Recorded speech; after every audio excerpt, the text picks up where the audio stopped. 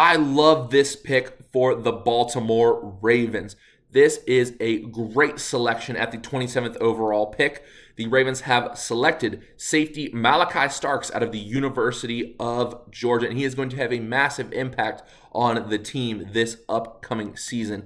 What is going on, everyone? My name is Sam Stewart here on Ravens Digest. And before we dive into the massive decision to take a safety at the 27th pick, I want to remind everyone to subscribe to the channel. How often do you get to be one of the first 50 subscribers to a YouTube channel? Make sure you hit that subscribe button to keep up to date with all the offseason news, all the draft news, which we still have the second round and further rounds going on this week.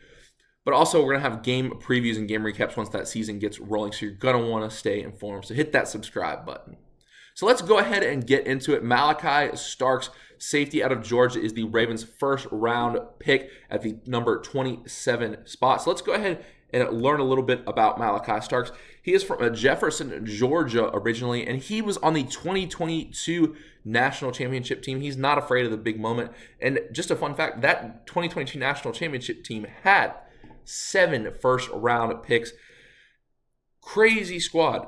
So he's not going to be afraid of the moment. He's been on good teams before. He's been in big playoff moments before. And it's also important to point out that Georgia has a knack for defense. 3 Georgia defensive players taken in the first round last night. It's pretty crazy. And we already have Georgia defensive players in the league like Jalen Carter making an impact. So Starks comes from a great defensive program, and he's going to make an impact right away. And one of the things that the Ravens were looking at going in this draft was the fact that they allowed 4,468 passing yards last year. That's the second worst in the league. So they're going to put Starks besides Kyle Hamilton, and it's going to be a very, very strong pair of safeties going into this year.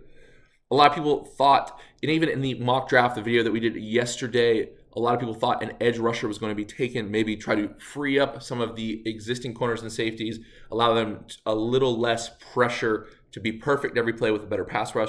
But the Ravens decide to go with a safety to start the draft.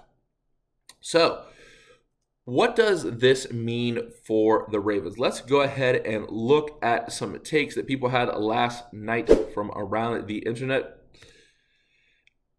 Ravens GM Eric DeCosta, let's go ahead and start with him. An easy way to lose a game is to have a bad secondary. Now, this was the Ravens' problem a lot last year. Even teams that they should have handled, the passing attack was too strong against the Ravens.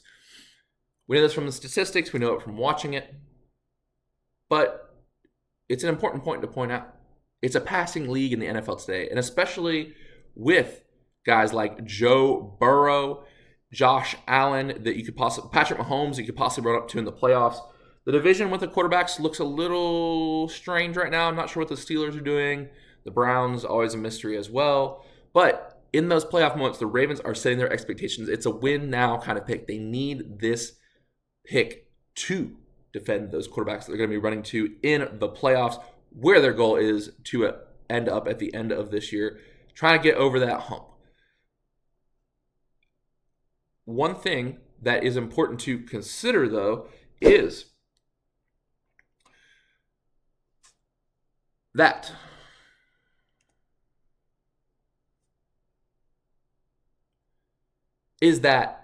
Starks actually had a little bit of a down there last year. So let's go ahead and look at Jameson Hensley from ESPN. Can Starks rebound from last season's decline? One of the reasons why Starks was available near the bottom of the first round was a drop in efficiency last season. In 2023, he gave up 5.6 yards per attempt in coverage and limited quarterbacks to 27 QBR when targeting him, according to ESPN research.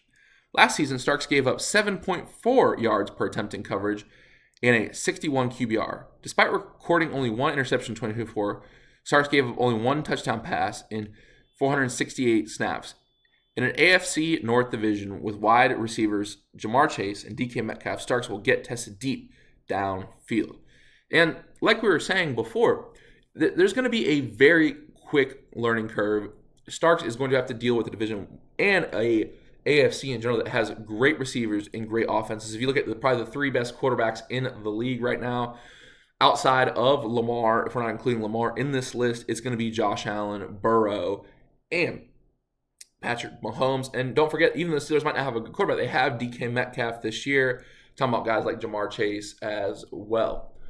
It's going to be a quick learning curve, but something important to consider as well when it comes to talking about Starks is the fact that the Georgia defense was one of the nation's best, and they also played against some of the toughest competition in college football. From Jeff Z. Brick, Starks was a driving force on a Georgia defense that faced the nation's most difficult schedule. He kept the defense composed on its way to the SEC championship. In the process, Starks had a team-high 77 tackles, including 4 for loss, plus an interception, and 3 pass breakups. He started 42 games over 3 seasons, and twice was a first-team All-American. Now, the thing with safeties and corners as well is once someone solidifies themselves as one of the top corners like Starks did, maybe he had a little bit of a decline, but he's still going to be able, he knows the position, he's able to turn his head on balls, watching those deep balls. He has the things that a safety is supposed to have. He has the knack for the game. We know he can do it. Whether or not that downfall carries into the NFL, hopefully statistically not. It's going to take him a little time to adjust. But hopefully he gets back to that level that he was playing at 2 years ago, where he's an absolute lockdown corner. It may actually work out for the Ravens that he dropped so low in this draft. And Eric DeCosta, very interesting. We talked about whether or not he was going to make a move on draft day, possibly ship Mark Andrews. But we stay the course with what DeCosta said. He said he's not going to move anyone on draft day, and he ends up not doing that. So we'll see what else he has in store for the draft. We're still watching the Mark Andrews storyline. But overall, I think this is a great pick. I really love this pick, like I said, for the Baltimore Ravens defense that is really needing to step up its pass game to make those deep runs against those great teams in the playoffs and hopefully get over the hump against teams like the Chiefs and the Bills. So with that said, keep it right here on Ravens Digest for all of your Ravens news for the rest of the draft. Until next time, my name is Sam Stewart. We'll see you next time.